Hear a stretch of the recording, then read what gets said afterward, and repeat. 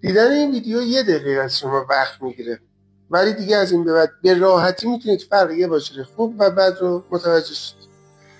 واژه اصلا تیپ 5 و EF7 هیچ فرقی نمیکنه، جفتشون از یه متریال استفاده میشه. باید 100% استیل باشه. واژه‌ای که تو بازار زده میشه. اولین مرحله تست برای شما خیلی راحت با یک آهنربا میتونید ببینید که این واژه سرسیمن استیل یا حلب کار شده. خیلی چیز مشخصیه. دومین مرحله از تست، واژه سرسیمن دیگه استیل باشه اصلا به این حالت خم نمیشه، نباید به این شکل وایسه. این معلومه که توش حلب کار شده، یعنی این اون قابلیت فنریت رو نداره. اما این واژه سرسیمن 100% استیل خالص، یعنی تمام جاها استیل.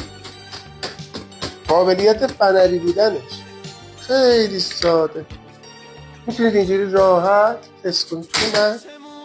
انقدر این هر سه لایه، یعنی لایه اول، لایه دوم، لایه سوم باید 100% فنر. شما وقتی به این حالت این واژه رو پرت میکنید این هوا برگرده بیاد سر جاش، همین راحت. اما واژه دیگه